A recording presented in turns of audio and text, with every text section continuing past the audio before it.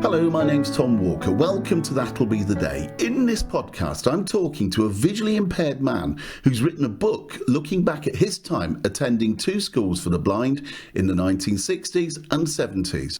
But before we hear from Arthur Turner, if you like the music at the start of this podcast, it's a track called That'll Be the Day by the Liverpool band The Vow. And as always, I'll be featuring a track by the band at the end of this podcast, and to find out which one it is, you'll have to stay tuned. Writing under the name Paul Tyrone, Arthur Turner from North Shields has just published Out of Bounds, which is an honest reflection on his time at the Royal Victoria School for the Blind in Newcastle and Worcester College for the Blind. While at Worcester, not only did Arthur and his chums explore the roofs, but they also went underground. But there's much more in the book than these intrepid extracurricular activities. And hopefully joining me now on the other end of this Zoom call is Arthur Turner. Arthur, how are you? I'm very well, thank you, Mr. Walker. Long time no hear. I mean, I've heard things about you, but, it's great to be in touch again. It's an awful long time. We should declare at this point that we knew each other at Worcester College for the Blind back in the day. I don't know whether you remember me, Arthur, but I certainly remember you. I've got vivid recollections of you, Tom. Tell me more. Very animated sort of person, and into his football, if memory serves me right. Well, look, we're here not to reminisce too much, although, of course, we will be when we talk about the book. Before we do that, I mean, how's lockdown been for you? It's been a bit inconvenient, really, because I'm a very mobile person. I've got a guide dog, and obviously the guide dog doesn't really understand social distancing. And I used to go to shops and pubs and things like that. And it's been like missing the social interaction with people, even at work. Teams, Microsoft Teams doesn't really cut it, really. In terms of the book then, when did you start writing it and what was your motivation for doing that? I started writing it in, I think it was March 2019, actually. And I sort of just changed jobs sort of in the last 3 months, but the job I was in, I could do it really standing on my head. So I wasn't feeling so tired at the end of the day. And I was just sort of having these flashback moments, listening to the charts on Radio 2. And it just brings back lots of memories. And of course, I thought, well, because of the charts, which I used to obsess about with some others at Worcester, I thought to myself, I could write a book about all the daft and weird and wonderful and even the prosaic sort of things that happen at Worcester College for the Blind and my previous school at Benwell Dean in Newcastle, the Royal Victoria School for the Blind. And I want to ask you about the charts, Arthur, as well, because I noticed that the book is framed around charts. Before I do that, I wanted to ask you about the title of the book. It's Out of Bounds. Tell me why you called it Out of Bounds. Well, Out of Bounds is in a way, it's a reference to my poor eyesight during my schooling. And because some of we were it was a boarding school type of environment where, particularly at Worcester, where you stayed away from home for at least 6 weeks. In fact, I remember in the first year, I had to stay away for 11 weeks, and it really made me homesick. And you felt a bit sort of institutionalized. And at Benwell, that was the case as well. But at Benwell, things were a little bit better because there were girls there. But the Out of Bounds, sorry, going back to your original question, is to do with the institutionalization of the schooling, and also because some of the things that I really, really wanted to do were just, beyond my capability because of my poor sight. And I know now I've gone on to do, we did do hiking and we did quite a lot of adventurous stuff. I didn't feel as though my home life was as full as it could be. And I was cut off from my family. And I just felt really beleaguered. I just couldn't have the friends outside school that I really, really wanted. You talk about doing adventurous things, and I don't want to spoil it for people, but I think it's fair to say you explored one or two places, particularly at Worcester College for the Blind, that most people would barely know existed. I got into a merry old crowd of lads. Some of us decided that we'd like to do some roof climbing. So we investigated all of the roofs in the college. And we also found some more subterranean avenues because we found a way under the stage, which led to other areas as well. So it was quite good exploring those. You talk a lot in your book about your parents, and I suspect if they had known half of the things you got up to at Worcester, they would have been absolutely, I don't know, petrified, horrified, I don't know what. I think they would have done. And my parents were very, I used to call them Edwardian to the point of being puritanical. And of course, the puberty situation at college was a bit sort of difficult to deal with sometimes, I felt, because we weren't really socially educated in the way that we perhaps should have been. I think they could have benefited from some house mothers, for example, and you know, and people that you could actually talk to and almost counsel about things. But yeah, my parents were loving and they were caring, and they gave me a secure home life when I was there. In fact, I do admit on the blurb that, you know, that some of the home life was a bit sheltered, though I did, you know, I was adopted by my brother's friends, or rather, you know, sort of probably tailgated his friends, for whatever better word, phrase. So in the, I don't know, July and August of 1972, as you were looking forward, or maybe not, to travelling down to Worcester to start your 8-year career at the school, how did your parents feel about that, knowing that you were going to be away for 11 weeks? Well, my dad, he had sort of quite a stoic attitude towards it, and he would just say, you know, when he departed for work, you know, he just ruffled my head and he said, well, this is another adventure for you. And, you know, I'm sure you'll do very well, you know, and he went off his way, almost whistling. In fact, he didn't want to get rid of me. I know what people are probably thinking there. But my mother, I think she cried. You see, as time went on, in a way, I blamed her for me having to go to Worcester because I wanted to go to a normal school. But I know now that if I had, then you know, I would have probably been beaten up or been involved in trouble, because I would have been bullied, basically, because you know, I wouldn't have been able to see the blackboard, so I probably would have, or the whiteboard or whatever. I wouldn't be able to see the board, and I wouldn't have got very far, I don't think, and I probably would have been, I don't know what I would have become, actually. How did the 12-year-old Arthur feel on the first Monday in September as you arrived at WCB, as some of us called it? What thoughts were going through your mind? Can you remember? Yeah, well, just they'd been showing Tom Brown's School Days on BBC TV, and I was horrified. And, you know, and my brother was sort of like making jokes about, oh, it's going to be like that at Worcester, and I was convinced that it was. And indeed, you know, it seemed to be like some of the bigger lads, the older lads were, you know, I was bullied slightly in the first week, but, you know, because I could, you know, I wasn't afraid to lash out or sort of try and get away from them. I wasn't having it, you know, but I was very, very worried. And, you know, there was some people, you know, I got apples chucked at me for whatever reason by some individual. And, it just seemed austere, and but, you know, there were lots of people in the same boat as me. One of the things that I found at Worcester was that, yes, the first year or two I describe as quite rough, but as I got a bit older and into about the second, third and fourth year, I began to feel really quite comfortable and confident. Was that the same for you? No, when I got into puberty, I sort of tended to sort of get distracted from things, and I started sort of going into almost a dream world, really. I mean, I wasn't paying so much attention in class, and you know, I was learning the piano. I think I got to about grade 3 by this stage, and I was learning the guitar, but I didn't have a guitar.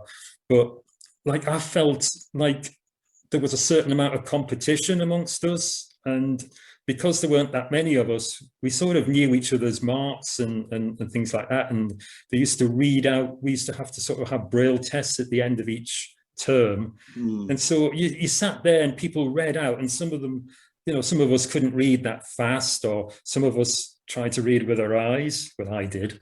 Yes, I remember that, and I certainly did too.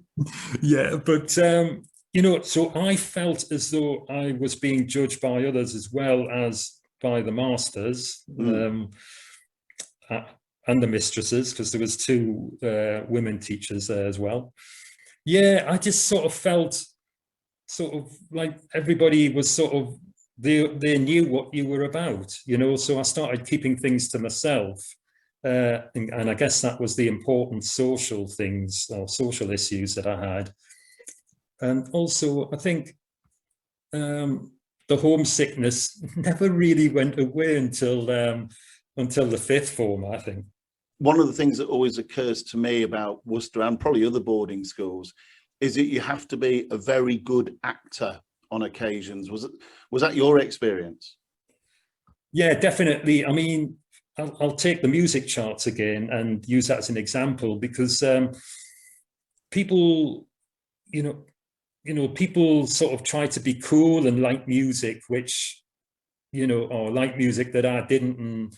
But I normally like most music, but there was some music that sort of I thought was really, really good, like Billy Don't Be a Hero by Paper Lace. And I even liked a lot of the Bay City Rollers, but nobody else did. So I had to sort of pretend that well, I didn't pretend, actually. I just kept quiet about it. Yeah.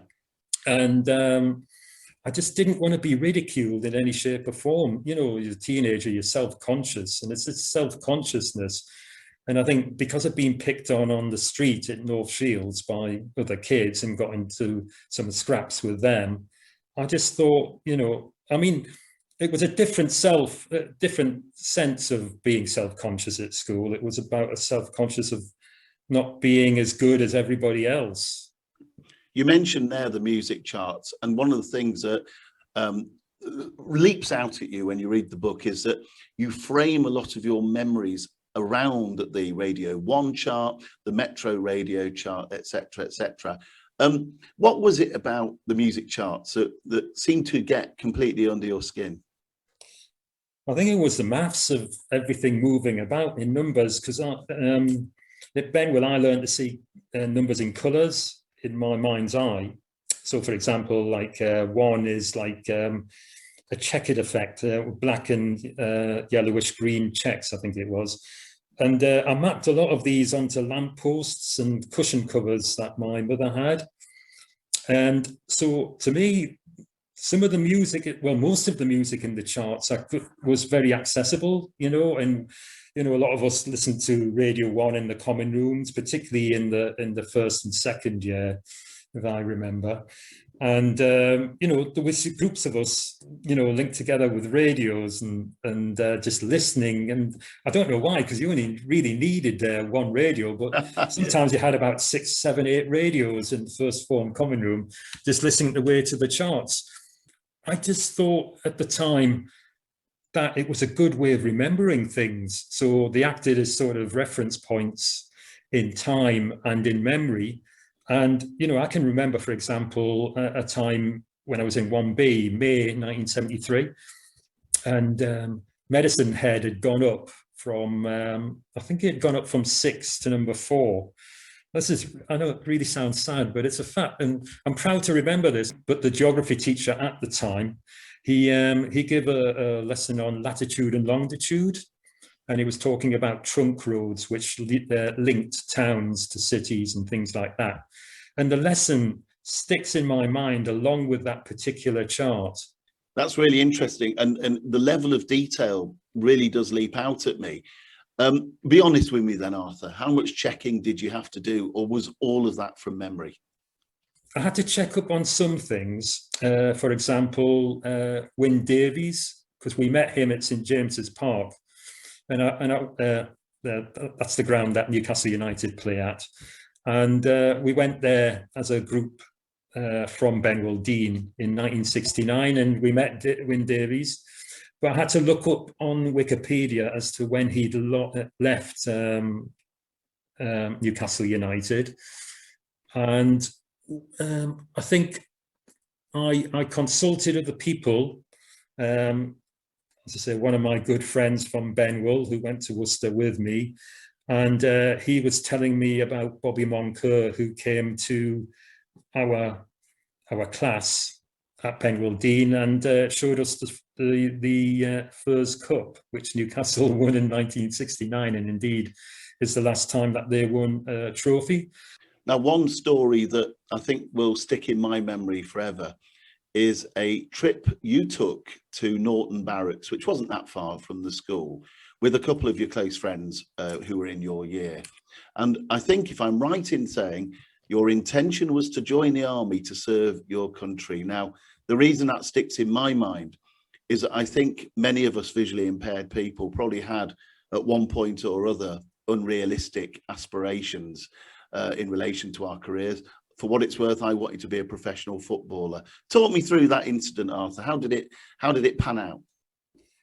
Well, it started really in about 73, 74. I think we went on an end of term trip, and we went to see the Marines down in Exmouth, I think it was, in Devon. And had such a great time there, because I was into my, we used to call it endurance PT. And at the time, or about that time, we had an assault course at the school, which was probably deemed to be a bit unsafe. And so some of us, likely lads, assembled a camp from that using sleepers, railway sleepers, because it was comprised of railway sleepers.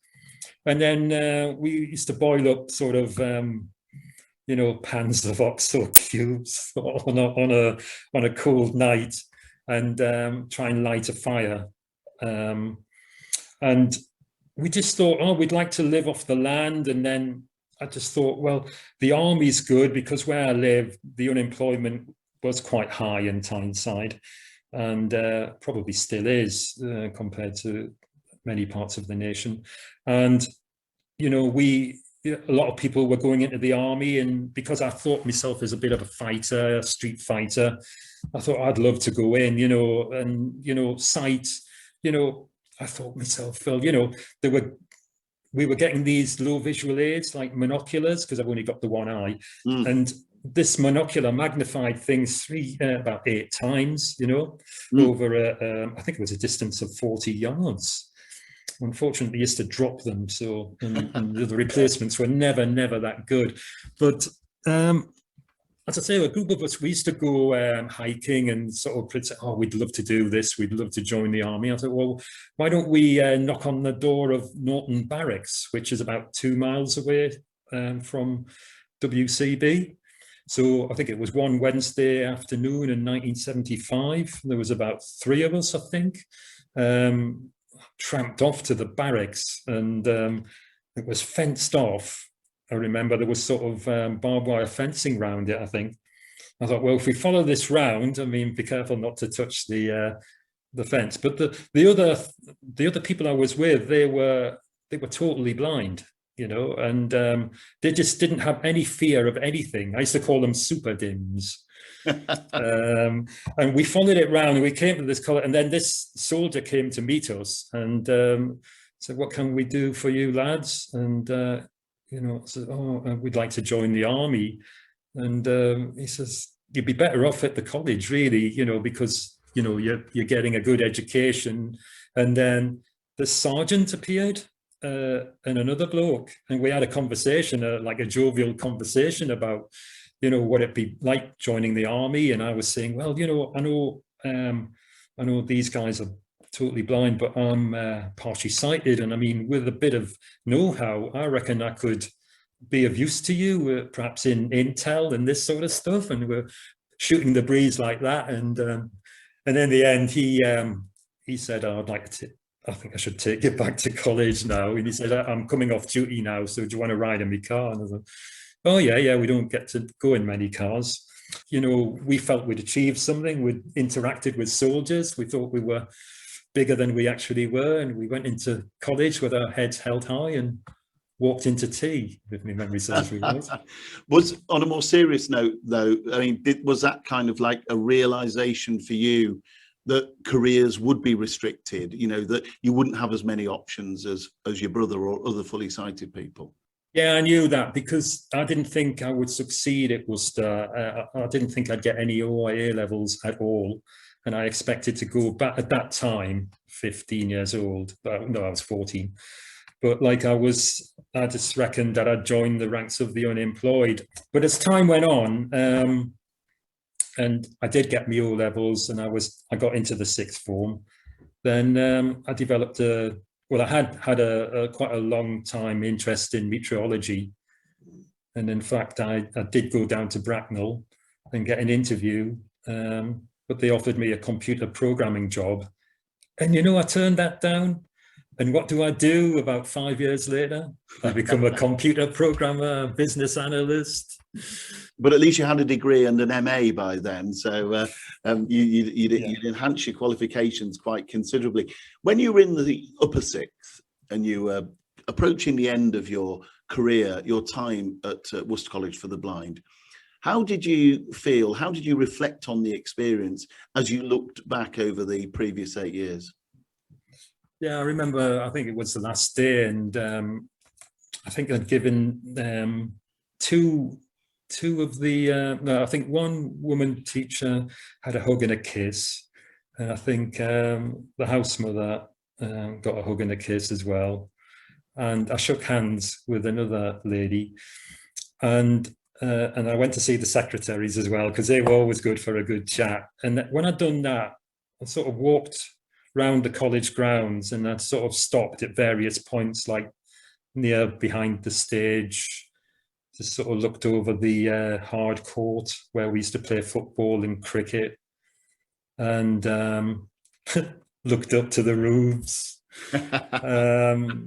went into some of the classrooms inside and into the chapel, went into as many rooms as I could, and just sort of went back in time and just thought, in a way, this has been absolutely brilliant. If I hadn't have come here, then Lord knows, what I would have done.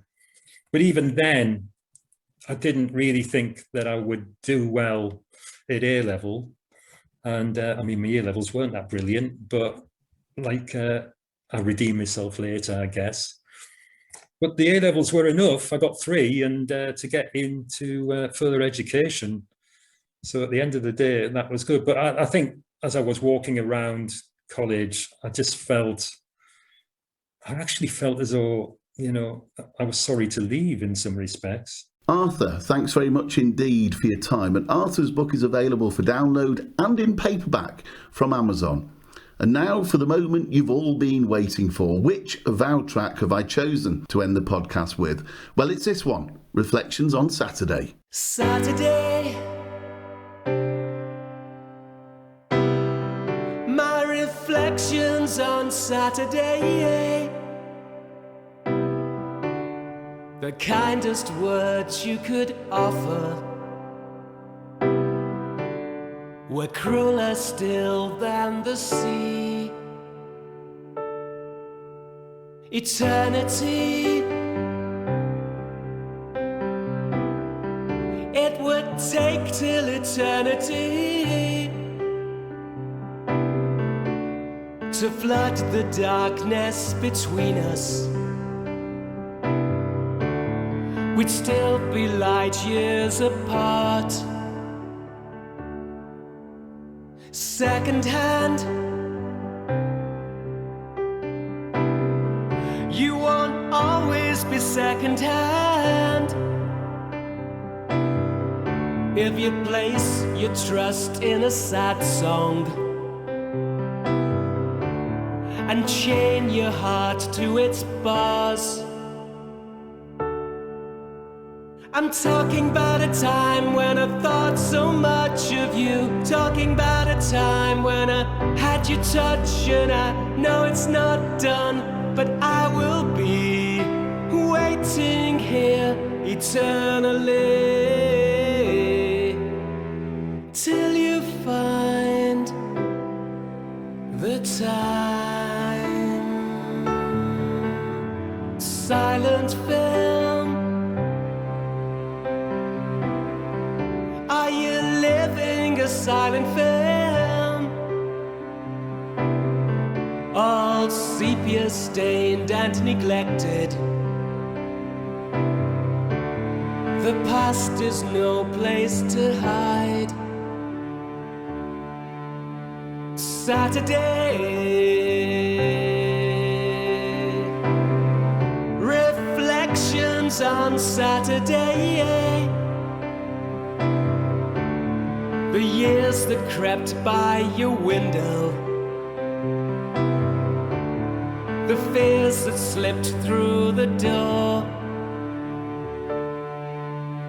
I'm talking about a time when I thought so much of you. Talking about a time when I had your touch, and I know it's not done, but I will be waiting here eternally till you find the time. I'm talking about a time when I kissed your face, and I'm talking about a time and emotion and place, and I know it's not done, but I will be waiting here eternally till you make a contribution, till you make a resolution, when you find the time.